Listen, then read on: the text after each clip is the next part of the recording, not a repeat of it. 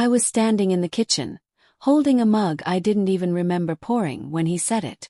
"I can't pretend anymore," he told me, his voice flat, almost relieved. "I've been lying to myself. It's not you. It's your cousin. She's the one I want." For a second the room felt too small, too quiet, like the walls were waiting for me to break. Instead I surprised us both. "Then go," I said. "If that's what you want, take it." He blinked, clearly expecting tears, begging, questions. Anything but calm. 1 year later I was standing in front of a crowd of members inside the most profitable training studio in the city, keys in my hand, sunlight pouring through glass walls with my name etched on them. And what my ex-husband did when he saw me that day, happy, steady, engaged to a man who treated me like an equal, still makes me laugh out loud when I think about it. But none of that happened overnight. At the beginning, my life looked ordinary in the most exhausting way. We had been married for 8 years. Not dramatic years. Not romantic ones either. Just steady, grinding years where everything revolved around later. Later we'd travel. Later we'd slow down. Later we'd start a family. Later when things were more stable. We had been trying to have a child for over a year. Tracking cycles. Rearranging work schedules. Pretending disappointment didn't hurt as much as it did. I told myself patience was strength. That love meant endurance. I even planned a surprise. I imagined his face when I told him. I had already written names in a notes app, silly ones mixed with serious ones. I kept the test hidden in the back of a drawer, wrapped in a sweater like it was something fragile. The call came before I could give it to him.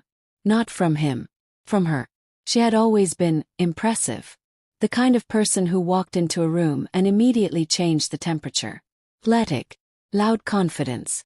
A carefully built online presence that made discipline look effortless. People praised her drive, her hustle, her energy. My husband admired her openly.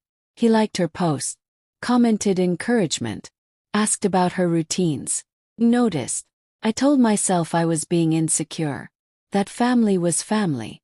That trust meant ignoring the knot in your stomach. That night after the call, he didn't even look at me when he spoke. "She understands me," he said. "She wants more out of life. She's aligned with where I'm going." I asked him what that said about me. He shrugged. I don't remember crying when he left. I remember sitting on the floor, back against the couch, listening to the hum of the refrigerator and thinking very calmly that something had cracked beyond repair. The loss came quietly weeks later. The doctor explained it in neutral language. Stress, timing, biology. Words that sounded clinical enough to keep me from screaming. I didn't tell my family. They were too busy celebrating the new couple. Too eager to explain how things happen for a reason. Too quick to suggest I'd bounce back, find someone else, reinvent myself. I didn't want reinvention. I wanted ground. I found it by accident. On my way home from work one afternoon, I saw a handwritten sign taped to a door of a small training facility wedged between a storage unit and a tire shop. Maintenance help needed. No experience required. Parked without thinking. The owner was a woman in her late 50s with a voice that carried authority without effort. She looked me up and down, not unkindly. "You look like someone who needs to hit something heavy," she said. I laughed for the first time in weeks. The job was simple.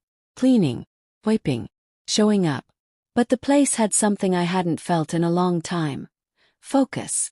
Inside those walls, nobody cared who I used to be married to. Nobody asked about my plans. They just lifted, breathed, rested, tried again. I started training quietly. Early mornings. Late nights. No announcements. No social posts. Progress was slow, then steady. My body changed, yes, but more importantly my mind did. I stopped apologizing for taking up space. I stopped explaining myself. The owner noticed. She asked me one day why I hadn't considered certification. I told her I was too old to start over. She snorted. "You're too old to stay stuck," she said. She helped me apply. Helped me study. Helped me believe this wasn't a phase. Within a year, I was coaching clients who trusted me. Women who didn't want motivation speeches, just honesty, consistency, strength without spectacle. One of them introduced me to an opportunity. An empty warehouse, bad lighting, worse reputation. I saw potential. I put everything into it. Money. Pride. I slept on a mat some nights between shifts. Ate whatever was cheap. Said no to comfort. When the doors opened, people came. Not because of hype. 'Cause it worked. The studio filled. Then it filled faster. By the time my ex heard about it, it was already successful. He showed up one afternoon unannounced. I was mid-session. Focused. He stood there, watching, confusion all over his face. Later he tried to talk. He said he missed me. He said he had made a mistake. He said he hadn't expected me to be this. Smiled. Not cruelly. Not triumphantly.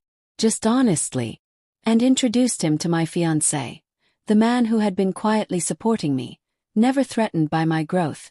Never confused by my independence. My ex didn't yell. He didn't beg. He laughed nervously. Then he left. I haven't heard from him since. What I learned is simple. Being underestimated hurts. But it also gives you room to move. Room to rebuild. Room to become someone you never would have met if life hadn't forced your hand. I didn't win by taking anything from him. I won by no longer needing him to see me. And that kind of victory is quiet. But it lasts.